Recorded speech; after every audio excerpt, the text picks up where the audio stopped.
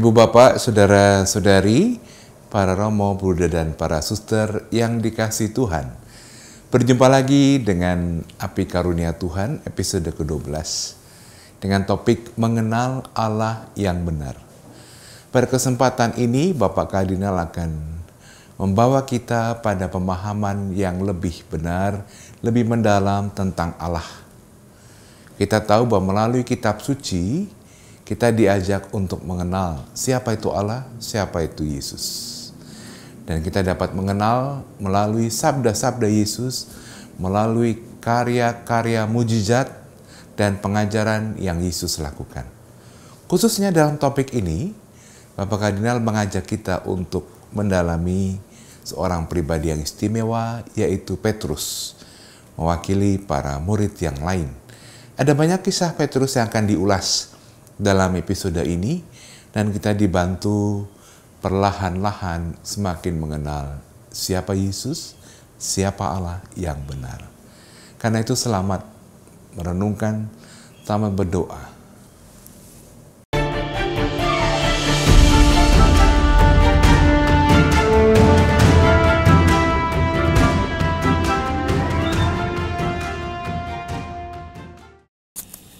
Saudari-saudaraku yang terkasih, kita sudah sampai ke pokok percakapan yang ke-6. Melanjutkan tentu saja percakapan berikutnya. Intinya adalah ini. Kalau kita membaca Injil, artinya Markus, Matius, Lukas, Yohanes, salah satu kacamata yang bisa kita pakai adalah melihat bagaimana Yesus mendidik murid-muridnya yang dipanggilnya pada awal untuk semakin satu mengenal dirinya sendiri secara benar dan semakin mengenal Yesus yang memanggil murid-murid itu untuk mengikutinya. Ini pasti penting karena kalau seorang murid atau murid-murid dipanggil untuk mengikuti Yesus dan mereka tidak mengenal diri sendiri dengan benar dan tidak mengenal Yesus dengan benar, lalu nanti pasti semuanya menjadi kacau. Nah, di dalam rangka Yesus mendidik murid-murid supaya mengenal diri secara benar dan mengenal diri Yesus secara benar, itu dilaksanakan lewat sabda. Maka ada banyak perumpamaan mengenai macam-macam hal yang bisa ditafsirkan di dalam dua perspektif itu, dalam rangka pengenalan diri dan dalam rangka mengenal Yesus. Selain sabda, Yesus juga mendidik murid-murid itu lewat karya, mukjizat-mukjizat dan sebagainya. Dan ini pun dapat dilihat, dibaca dengan dua perspektif yang berbeda tadi. Di dalam mukjizat kita dapat melihat siapakah sebetulnya jati diri seorang murid atau jati diri manusia. Dan perspektif yang kedua adalah Yesus yang tampil di dalam mukjizat itu adalah Yesus yang seperti apa. Jadi ada sabda dan ada karya. Pendidikan para murid ini dilanjutkan terus oleh Yesus sampai akhir. Kita sudah mulai lewat percakapan yang ke-6 ini membaca kisah sengsara Yesus sejak awal, bagaimana kisah sengsara Yesus atau sengsara Yesus sendiri atau pribadi Yesus yang bersengsara itu dapat dibaca juga di dalam rangka pendidikan para murid, pengenalan diri dan pengenalan Yesus. Kita sudah mulai dengan membaca kisah sengsara sejak agak awal sampai nanti pada akhir.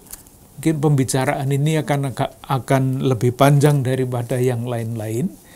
Dan kita bercermin pada seorang tokoh, yaitu Petrus. kita sudah mulai dari situ. Kita sudah menentukan titik awal pembicaraan kita adalah Matius bab 14 ayat 18. Matius bab 14 ayat 28. Kisah mengenai Yesus berjalan di atas air dan nanti akan berakhir dengan peristiwa akhir dari Petrus yang menyangkal Yesus. Ini bagian pertama kisah sengsara, nanti akan kita lanjutkan dengan bagian yang lain. Sekarang fokus kita ada pada pribadi Petrus.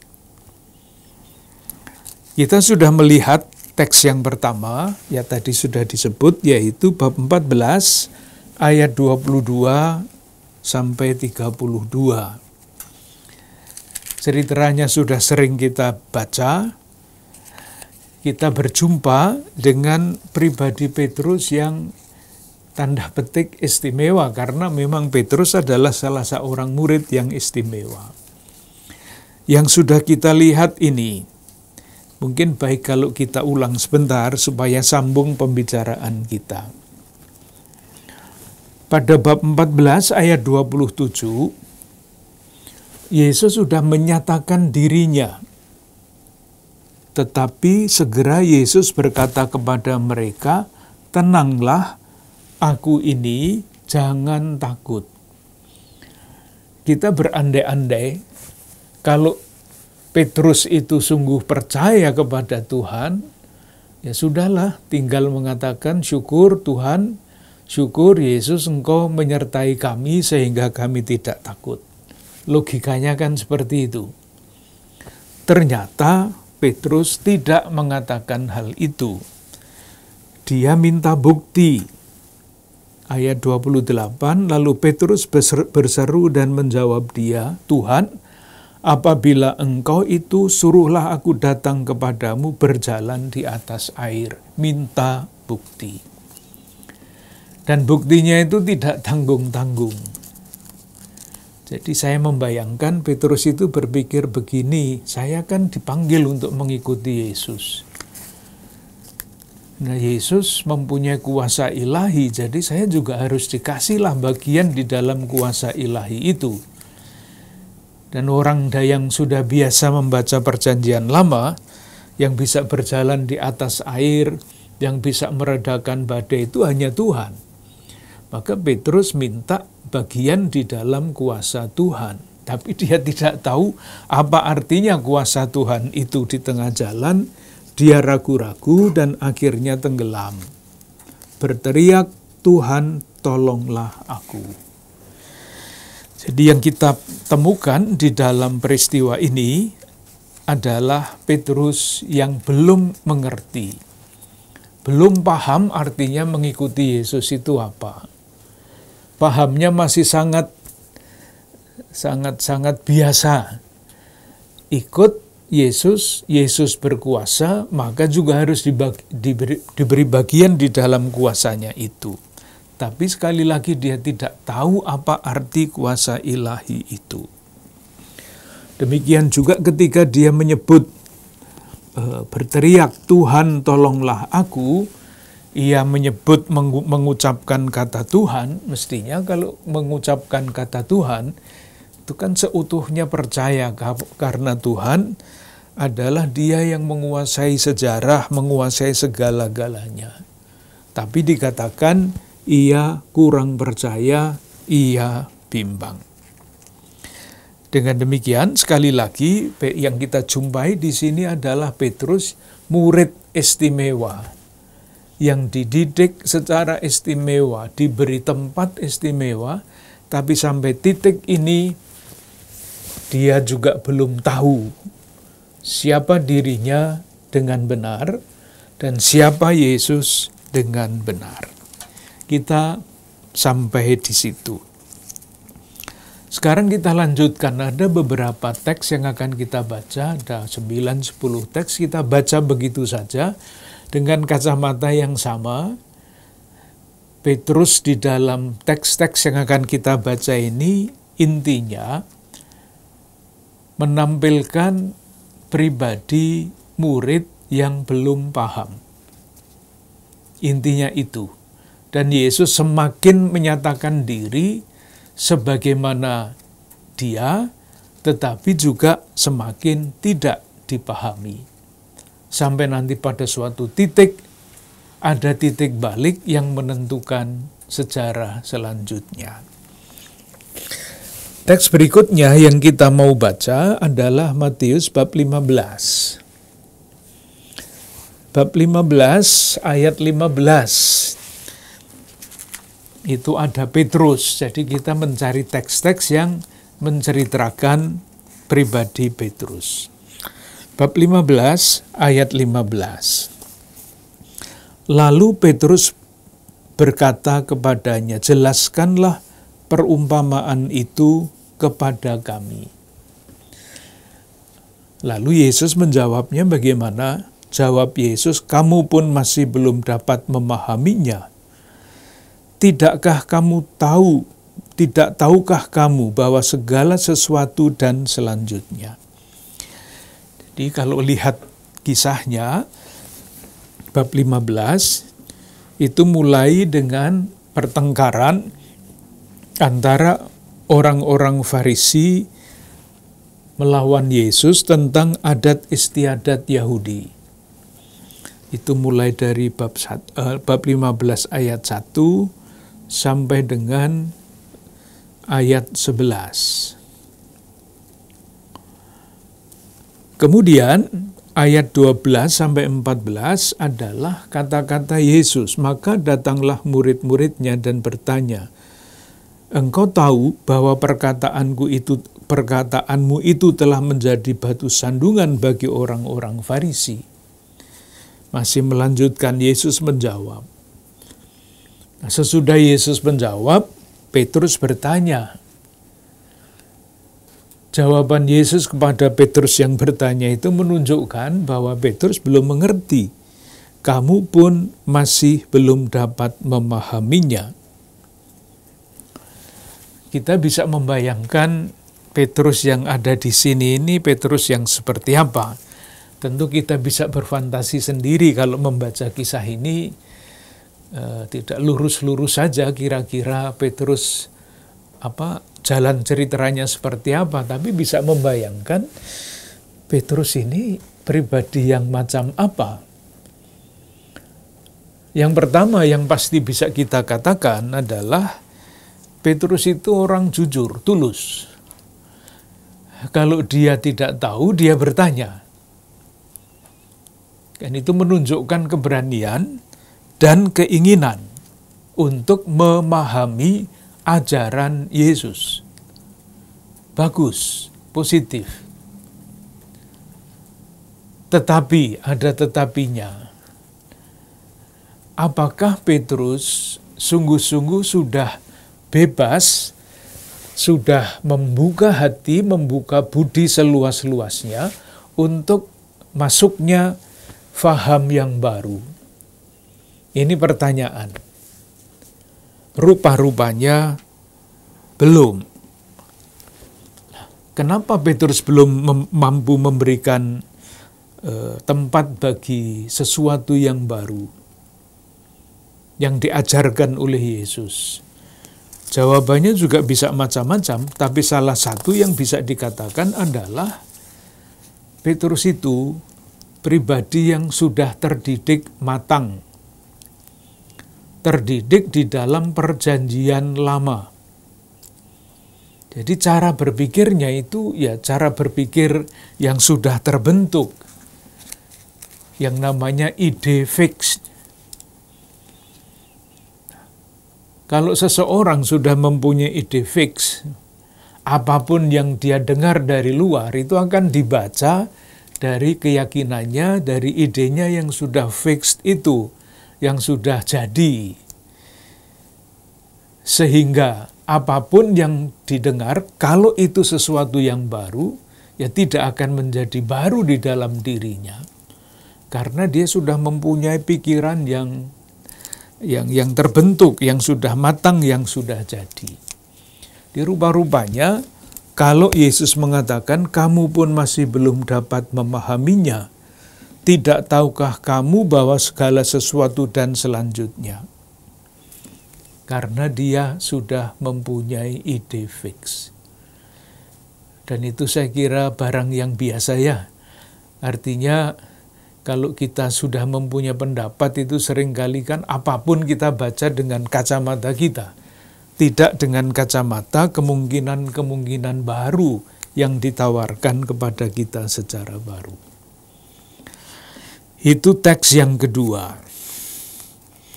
Teks yang ketiga mengenai Petrus lagi. Jadi semuanya akan mengenai Petrus. Pada bab 16 ayat 13 sampai 20 pasti kita sudah hafal kisahnya. Petrus tampil di dalam peristiwa ini, jadi judulnya pengakuan Petrus, bukan atas nama pribadi, tetapi mewakili yang lain-lain. Kenapa bisa disimpulkan begitu? Coba silahkan baca ayat 16. Oh maaf, bukan ayat 16. Ayat 13. Ia bertanya kepada murid-muridnya. Jadi yang ditanya adalah murid-muridnya. Ayat 14, jawab mereka. Kata ganti ketiga jamak ya murid-muridnya itu. 15, lalu Yesus bertanya kepada mereka. Jadi yang ditanya adalah kelompok murid-murid. Yang menjawab siapa? Yang menjawab Petrus. Ayat 16, maka jawab Simon Petrus, engkau adalah Mesias, anak Allah yang hidup. Ini adalah jawaban secara verbal, secara konsep, tetapi isinya belum tahu. Secara verbal, benar, Yesus adalah Mesias, anak Allah yang hidup. Jawaban Petrus mewakili semua. Mungkin yang lain-lain tidak sampai ke situ. Tetapi Petrus paling maju di antara murid-murid itu, maka jawabannya seperti ini. Nah, jawaban seperti itu dipuji pada ayat 17. Kata Yesus kepadanya, berbahagialah engkau Simon bin Yunus, sebab bukan manusia yang menyatakan itu kepadamu, melainkan Bapa-Ku yang di surga. Dan selanjutnya. Ini ada masalah tafsir, tetapi tidak usah kita bicarakan sekarang. Nanti kalau perlu akan kita bicarakan yang berkaitan dengan masalah tafsir itu. Selain dipuji pada ayat 17, Petrus juga diberi janji, ayat 18 dan 19. Kepadamu akan kuberikan kunci kerajaan surga dan selanjutnya. Jadi Petrus baik-baik saja di situ, hebat. Nah, yang menjadi soal adalah sesudah itu. Ada perintah ayat 20, Yesus melarang murid-muridnya supaya jangan memberitahukan kepada siapapun bahwa ia Mesias. Nah, sesudah peristiwa itu, ada kisah lanjutannya dan persis dengan sengaja diletakkan di sini. Artinya sesudah peristiwa pengakuan Petrus. Bab 16 ayat 21 sampai 28. Coba kita lihat urut-urutannya ya. Yang pertama adalah nubuat sengsara. Ayat 21. Sejak waktu itu, Yesus mulai menyatakan kepada murid-muridnya bahwa ia harus pergi ke Yerusalem dan menanggung banyak penderitaan dari pihak tua-tua, imam-imam kepala, dan ahli-ahli Taurat, lalu dibunuh dan dibangkitkan pada hari ketiga. Di Yesus yang diakui sebagai Mesias, anak Allah yang hidup, memuji Petrus, lalu menubuatkan mengenai sengsaranya. Ini nubuat pertama, ada 3 nubuat sengsara. Apa reaksi Petrus? Tetapi Petrus menarik Yesus ke samping dan menegur dia, katanya, "Tuhan, kiranya Allah menjauhkan hal itu. Hal itu sama sekali takkan menimpa engkau." Yang mengherankan adalah Yesus yang baru saja memuji Petrus, itu sekarang menghardik Petrus tidak tanggung-tanggung.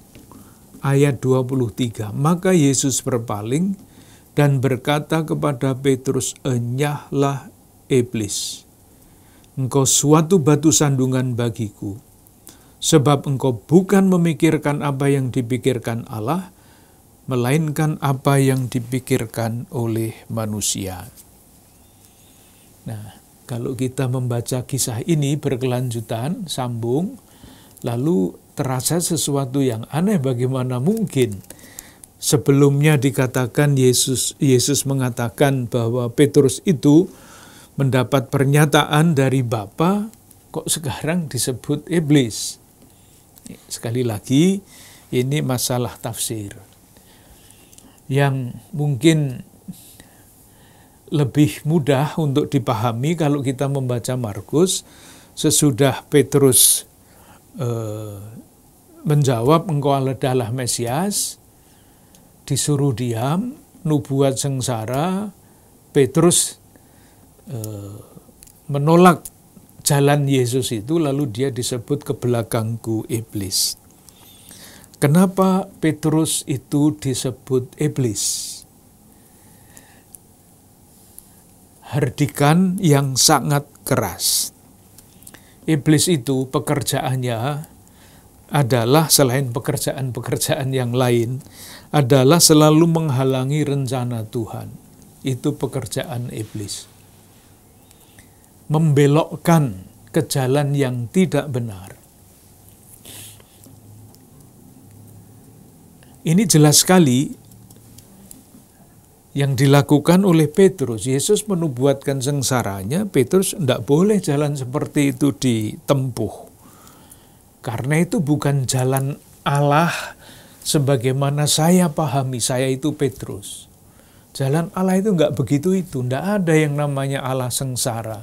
Mesias sengsara itu enggak ada di dalam seluruh sejarah pemahaman keagamaan Yahudi, enggak ada. Dan persis kesulitannya ada di situ. Ide fix yang sudah dibentuk oleh sejarah, oleh tradisi, oleh bahkan kitab suci yang mau dibongkar, itu tidak berhasil dibongkar di dalam diri Petrus. Jadi, yang kita jumpai di dalam peristiwa ini adalah Petrus yang sekali lagi tidak mengenal dirinya sendiri. Tidak mengenalnya itu dalam hal apa? Dia mau membela Yesus. Padahal Yesus kan tidak perlu dibela karena dia adalah pembela kita. Terbalik-balik cara berpikirnya. Yang kedua, Petrus tidak mengenal Yesus dengan baik. Karena menurut dia, Yesus adalah Mesias, anak Allah yang hidup, mesti ditampilkan di dalam kemenangan demi kemenangan.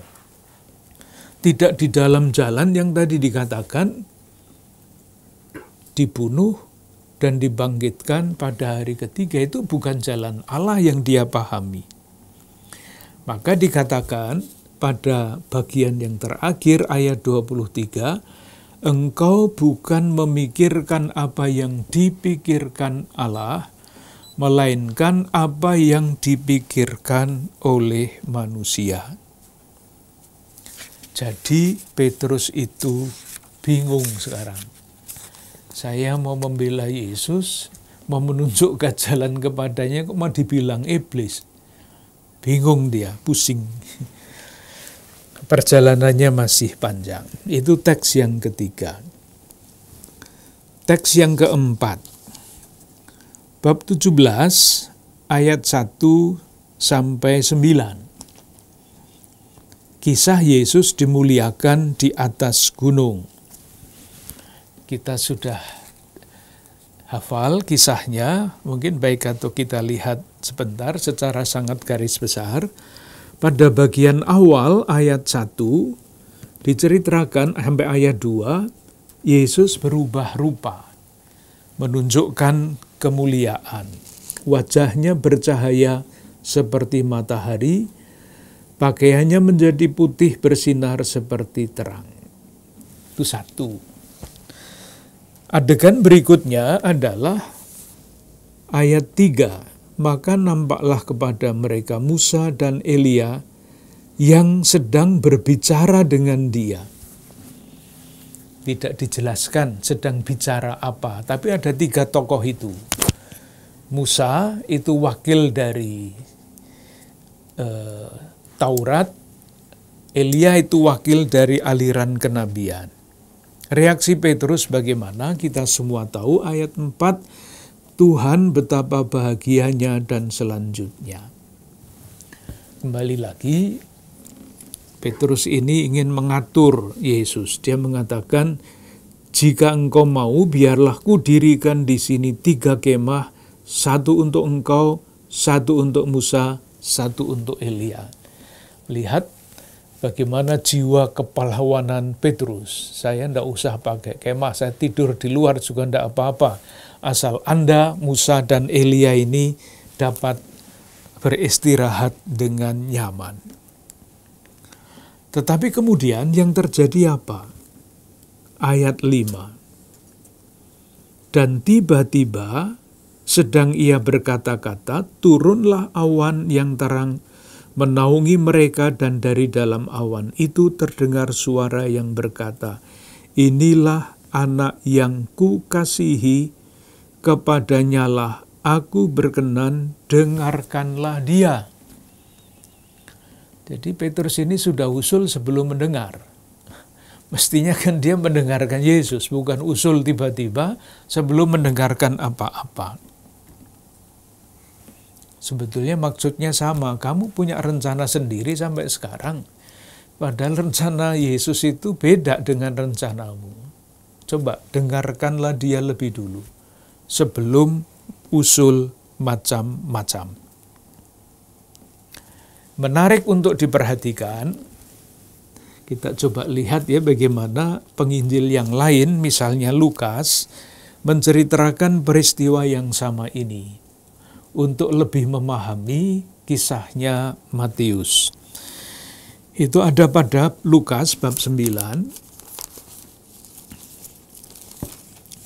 Lukas bab 9 ayat 31. Kita lihat kisahnya sama, Yesus dimuliakan di atas gunung. Yang pertama yang berbeda, yang lebih jelas di dalam Lukas adalah Musa dan Elia itu sedang berbicara apa? Ayat 30, dan tampaklah 2 orang berbicara dengan dia, yaitu Musa dan Elia. Keduanya menampakkan diri dalam kemuliaan dan berbicara. Tadi di dalam Injil Matius hanya mengatakan mereka berbicara, tapi tidak dijelas. Tidak dikatakan mereka itu sedang berbicara tentang apa. Di dalam Injil Lukas dikatakan keduanya menampakkan diri dalam kemuliaan dan berbicara tentang tujuan kepergiannya yang akan digenapinya di Yerusalem. Nah, tentang kepergiannya ke Yerusalem itu apa? Nah, tidak dalam rangka jalan-jalan atau ziarah. Kalau Yesus pergi ke Yerusalem itu adalah menyongsong puncak dari perutusannya, yaitu mati sebagai nabi di dalam rangka menyelesaikan tugas perutusannya. Itu yang sedang dibicarakan oleh Yesus bersama-sama dengan Musa dan Elia. Lalu Lukas ini masih membuat lelucon. Bisa dibaca sebagai lelucon. Ayat 32. Sementara itu Petrus dan teman-temannya telah tertidur. Dan ketika mereka terbangun, mereka melihat Yesus dalam kemuliaannya, ayat 33. Dan ketika kedua orang itu hendak meninggalkan Yesus, Petrus berkata kepadanya, "Guru, betapa bahagianya kami berada di tempat ini."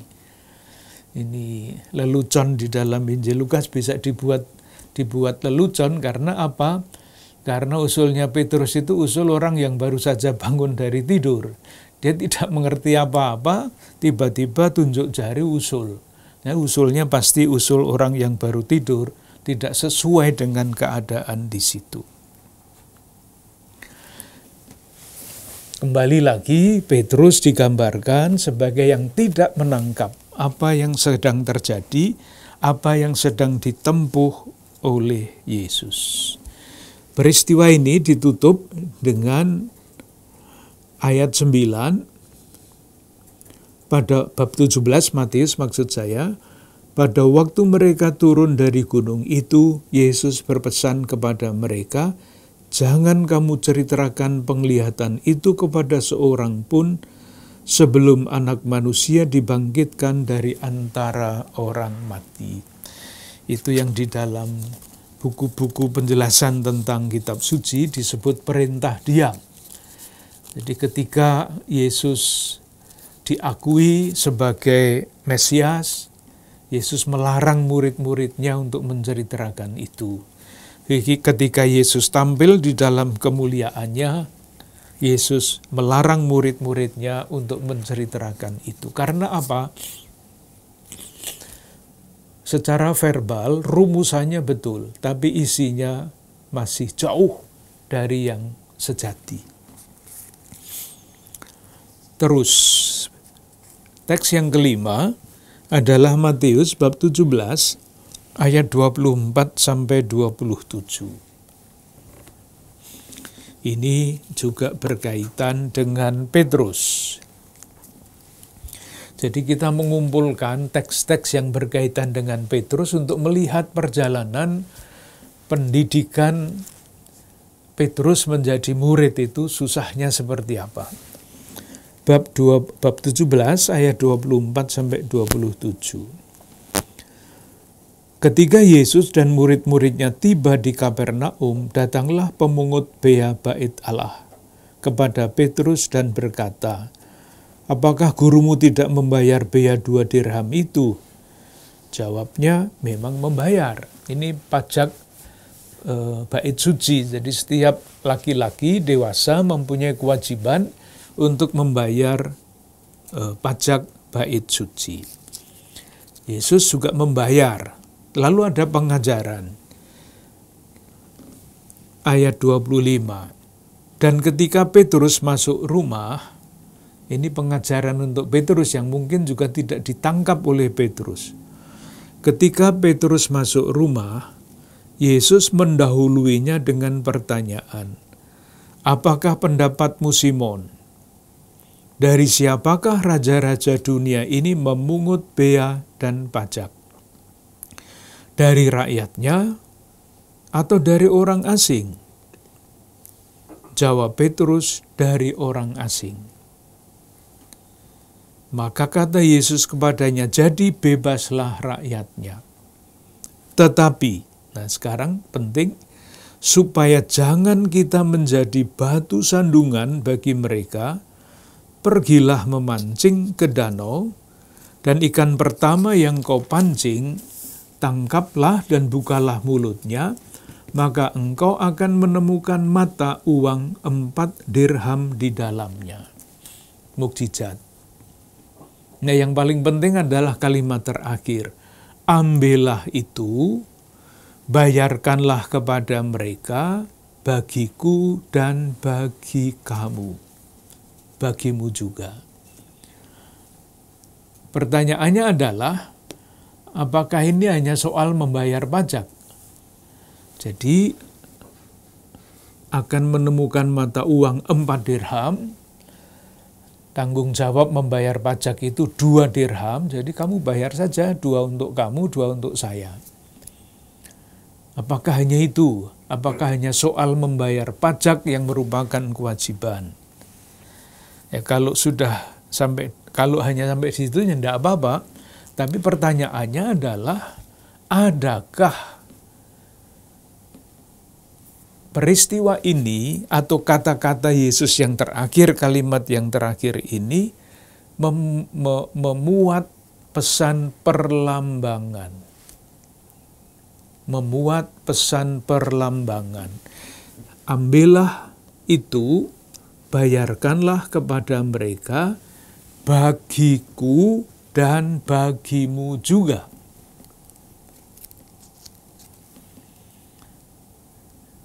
Kalau kita mencoba untuk memahami kalimat kata-kata Yesus ini dalam bentuk perlambangan, pesan perlambangan, ini kan sebetulnya pesan untuk Petrus, sadari ya, kita itu selalu satu. Jadi membayar pajak pun bersama-sama. Intinya Petrus disadarkan bahwa Petrus itu mestinya semakin sadar dalam kesatuannya dengan Yesus. Bukan hanya kesatuan ikut kemana-mana, tetapi lebih-lebih kesatuan di dalam cara berpikirnya. Petrus yang sudah mempunyai ide fix, yang sudah jadi, yang sudah mapan, itu selalu dipanggil untuk menyesuaikan diri dengan cara berpikir Yesus.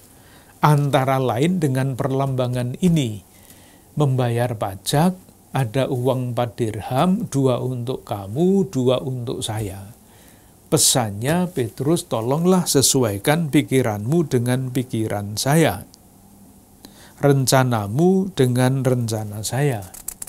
Tidak kamu memikirkan dengan pikiranmu sendiri yang sangat jauh dari pikiran Allah.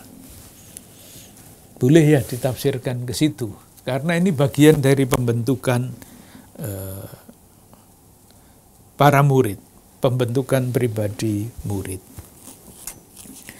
Teks berikutnya, teks yang ke-6. Injil Matius bab 20, ayat 20 sampai 28. Permintaan Ibu Yakobus dan Yohanes.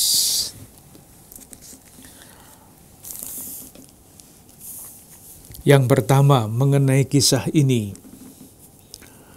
Kisah ini ditempatkan sesudah pemberitaan ketiga tentang penderitaan Yesus. Nubuat sengsara yang ketiga itu ada pada bab 20, ayat 17 sampai 19.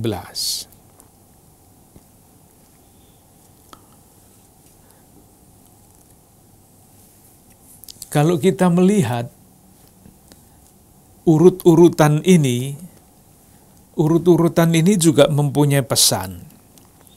Mungkin baik kalau kita lihat sebelumnya ya, ini kan nubuat sengsara yang ketiga. Kita coba lihat nubuat sengsara yang kedua. Pada bab 17 ayat 23. Pemberitaan kedua tentang penderitaan Yesus. Matius bab 17 ayat 23. Anak manusia akan diserahkan dan selanjutnya mereka akan membunuh dia, pada hari ketiga ia akan dibangkitkan. Reaksi para murid apa? Menurut Matius, maka hati murid-murid itu pun sedih sekali. Sedih. Menarik untuk kalau kita membandingkan nubuat sengsara kedua di dalam Injil Markus. Markus bab 9 ayat 32. Nubuat sengsaranya ada pada ayat 31. Anak manusia akan diserahkan dan selanjutnya. Reaksi murid-murid pada ayat 32 apa?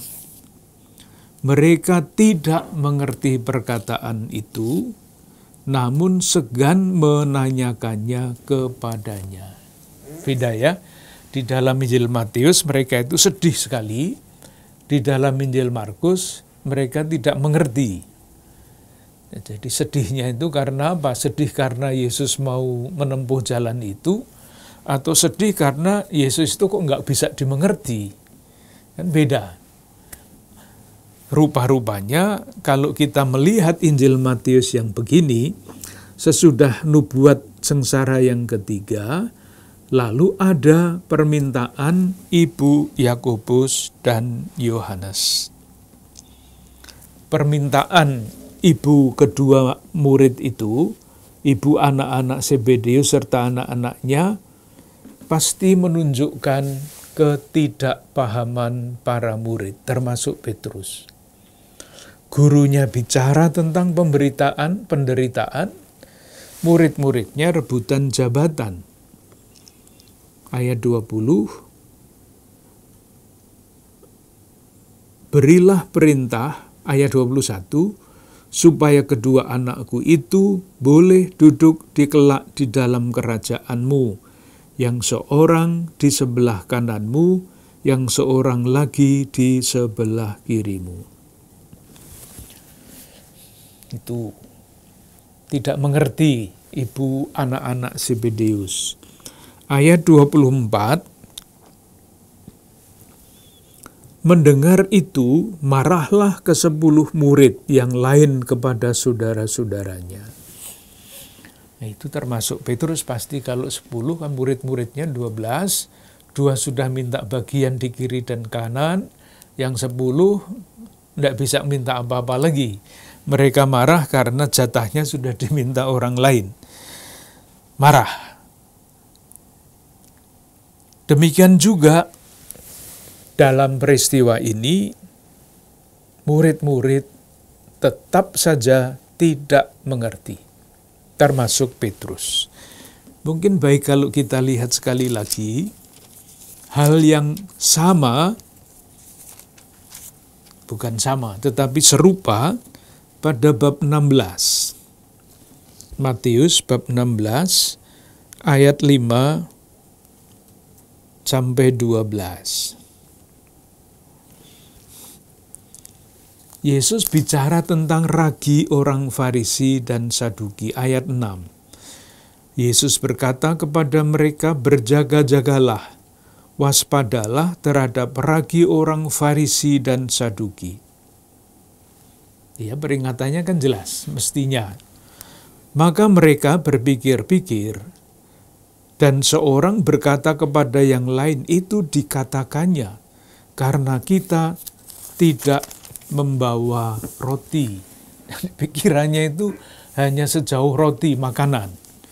Dan ketika Yesus mengetahui apa yang mereka perbincangkan, ia berkata, mengapa kamu memperbincangkan soal tidak ada roti? Hai orang-orang yang kurang percaya. Jadi pikirannya itu roti terus, tidak berpikir mengenai yang lain, karena itu lagi ide fix yang sudah sangat sulit untuk dibongkar. Tapi pelan-pelan pasti nanti akan terbongkar pada waktunya, karena Injil itu panjang. Jadi kalau di tengah-tengah sudah terbongkar, lalu ceritanya selesai. Kita masih harus lanjut sampai akhir. Yang istimewa adalah ketika mereka tetap tidak mengerti, Yesus itu tidak putus asa. Tampak di dalam peristiwa ini, permintaan ibu Yakobus dan Yohanes. Ayat 25, bab 20. Tetapi Yesus memanggil mereka lalu berkata, kamu tahu bahwa pemerintah-pemerintah bangsa-bangsa dan selanjutnya. Jadi ada nubuat sengsara, urut-urutannya ya. Ada penggambaran murid-murid itu tidak menangkap, tapi tidak dibiarkan bodoh, tidak dibiarkan berhenti di situ. Kisah ini tidak berakhir dengan ayat 24, mendengar itu marahlah ke 10 murid yang lain kepada kedua saudara itu. Nggak berhenti di situ. Kisahnya masih dilanjutkan sampai dengan ayat 28. Pengajaran baru yang disampaikan oleh Yesus. Dan yang paling penting adalah ayat 28, kata-kata ini, sama seperti Anak Manusia datang bukan untuk dilayani, melainkan untuk melayani dan untuk memberikan nyawanya menjadi tebusan bagi banyak orang. Kata yang penting adalah sama seperti. Terus teks yang berikutnya, teks ke-7, 26. Kita loncat, Matius bab 26, ayat 32 sampai 35.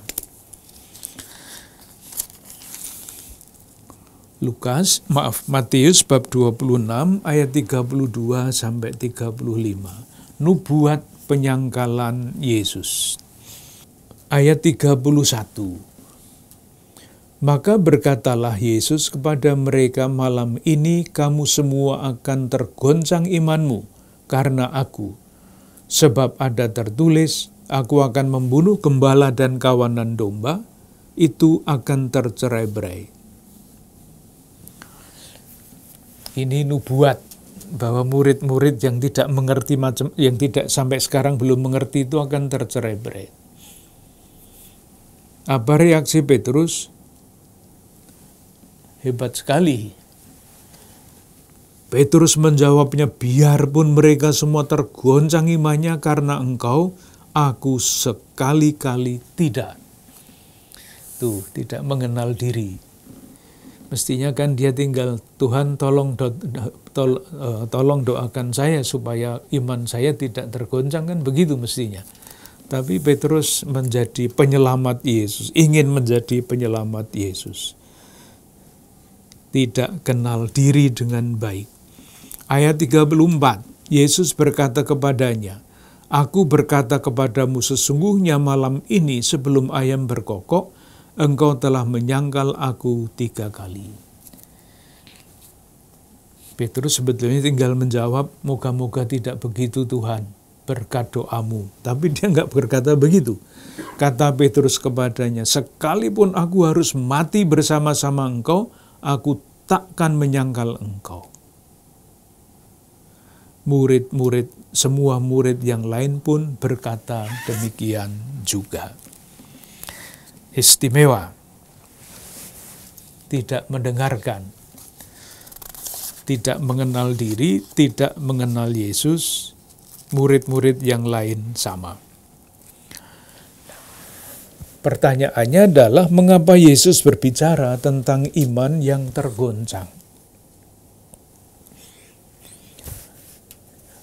Kalau ada perasaan tergoncang, dan ini berkaitan dengan iman, itu gambarannya kan kira-kira begini. Ada yang tidak sesuai dengan gambaran yang dimiliki. Yesus tahu gambaran-gambaran tentang Allah, tentang keselamatan dan sebagainya dalam diri murid-murid yang sudah dididik sampai tahap itu. Yesus tahu. Dan mereka ini akan menghadapi situasi yang sama sekali berbeda dengan yang mereka pikirkan, dengan yang mereka yakini. Jadi beberapa kali saya menyebut mereka dididik di dalam perjanjian lama. Allah itu adalah pemenang. Allah adalah gunung batu. Allah adalah benteng. Lah kok sekarang membiarkan dirinya diperlakukan seperti itu. Mesias yang lemah. Mesias yang dianiaya. Tidak bisa dipahami oleh mereka. Berikutnya, di Taman Getsemani, bab 26, ayat 36 sampai 46. Murid-murid diajak semua, ayat 36, sampailah Yesus bersama murid-muridnya ke suatu tempat yang bernama Getsemani. Lalu ia berkata kepada murid-muridnya, duduklah di sini sementara aku pergi ke sana untuk berdoa. Babak pertama, drama Getsemani. Babak yang kedua, ketika murid-murid yang lain disuruh duduk, ayat 37, ia membawa Petrus dan kedua anak Zebedeus sertanya. Ketiga murid elit ini diminta untuk menemani Yesus. Kemudian dijelaskan situasi batin Yesus ayat 38, hatiku sangat sedih, seperti mau mati rasanya, tinggallah di sini dan berjaga-jagalah bersama aku. Jadi jelas sekali murid-murid disuruh tinggal di tempat lain. Petrus dan dua temannya itu diminta untuk berjaga-jaga.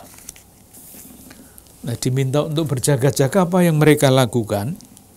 Tidur. Ayat 40. Jadi tidur. Setelah itu ia kembali kepada murid-muridnya dan mendapati mereka sedang tidur. Tidur. Ayat 43. Dan ketika ia kembali pula, ia mendapatkan mereka sedang tidur. Ayat 45. Sesudah itu ia datang kepada murid-muridnya dan berkata kepada mereka, tidurlah sekarang. Maka pertanyaannya adalah,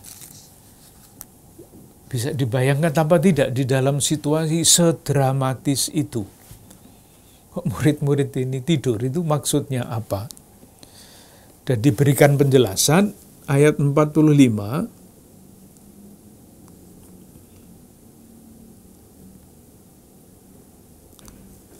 mata mereka terasa berat.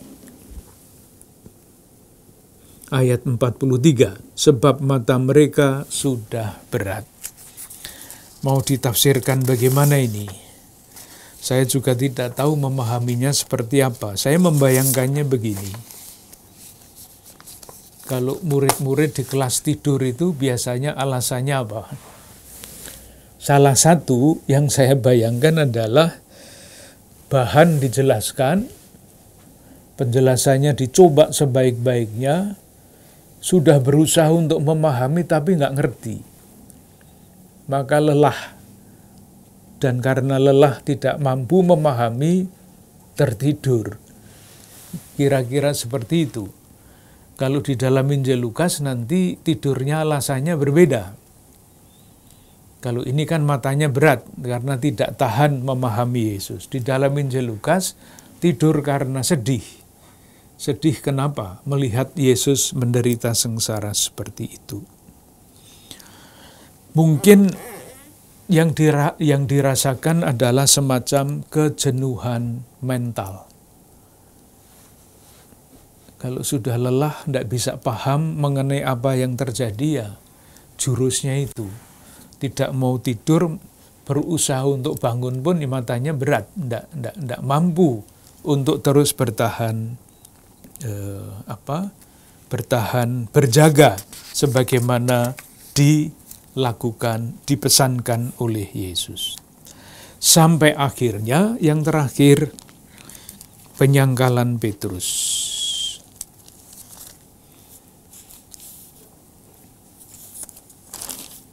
Di dalam Injil Matius bab 26 ayat 69 sampai 75. Kita lihat beberapa ayat, lalu nanti kita akhiri percakapan yang ini. Yang pertama yang perlu diperhatikan, yang khas Matius adalah penyangkalan Petrus itu semakin lama semakin kuat. Yang pertama, bab 27, bab 26.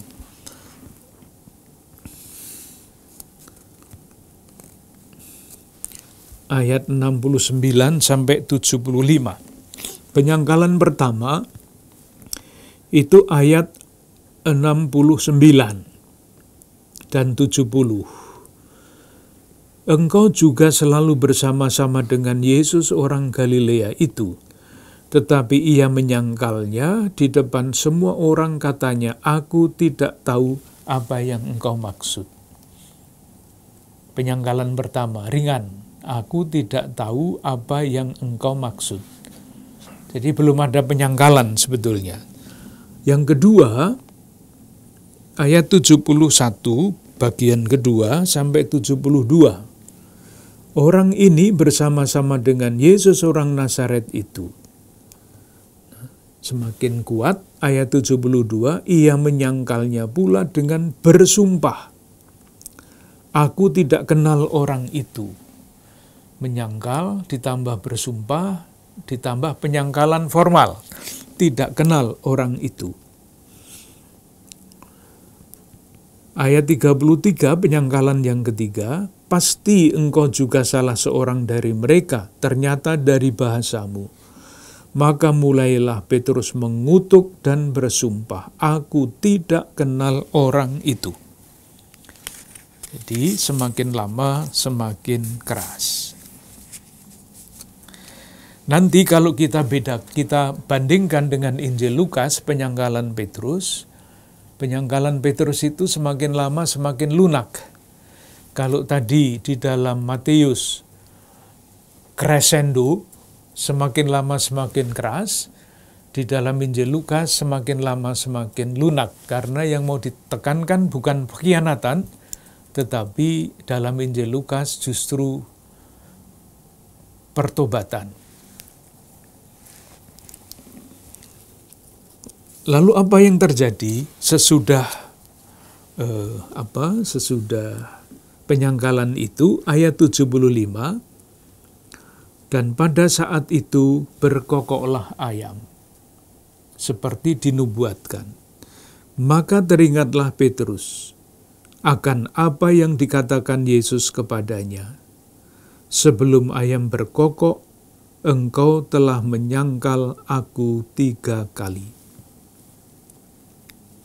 Ketika nubuat itu terjadi, dikatakan lalu ia pergi keluar dan menangis dengan sedihnya. Pada saat itulah rupa-rupanya di dalam perjalanan pendidikan Petrus sebagai murid, ia sampai nabrak tembok. Sudah tidak bisa apa-apa lagi kecuali mengenal dirinya sebagai pribadi yang perlu keselamatan. Bukan yang menyelamatkan Yesus, tetapi yang membiarkan dirinya diselamatkan dengan cara yang sama sekali tidak pernah ia bayangkan. Mungkin bagus kalau untuk menutup percakapan kita lihat bagaimana Lukas itu dengan sangat teliti, lebih teliti daripada Matius, menggambarkan peristiwa ini. Silahkan lihat Matius bab 22.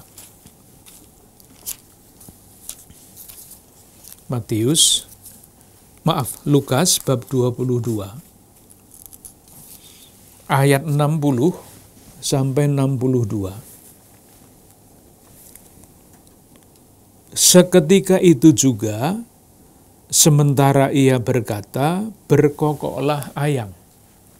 Sama. Nah, sekarang yang berbeda, ayat 61.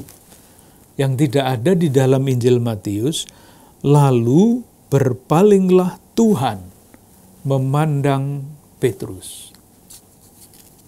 Maka teringatlah Petrus bahwa Tuhan telah berkata kepadanya, sebelum ayam berkokok pada hari ini, engkau telah 3 kali menyangkal aku. Sangat teliti. Tentu maksudnya kira-kira sama, tetapi kalau kita membacanya harafiah, saya bertanya, apa yang membuat Petrus ingat akan kata-kata Yesus menurut Matius? Jawabannya, ayam yang berkokok. Itulah yang mengingatkan Petrus akan kata-kata Yesus. Kalau kita bertanya kepada Injil Lukas, apa yang membuat Petrus ingat akan kata-kata Yesus? Bukan ayam yang berkokok, bukan. Ada ayam berkokok, tapi bukan itu yang mengingatkan Petrus akan kata-kata Yesus. Dikatakan pada ayat 61, lalu berpalinglah Tuhan memandang Petrus. Maka, itulah sebabnya, maka teringatlah Petrus bahwa Tuhan telah berkata kepadanya. Pandangan Tuhan. Sekarang pada tahap ini, Petrus sungguh-sungguh melihat Yesus yang seperti itu diakui sebagai Tuhan. Dan itu revolusi besar di dalam pandangan, di dalam faham dan pengalamannya akan Tuhan. Kita lanjutkan pada percakapan berikutnya. Terima kasih.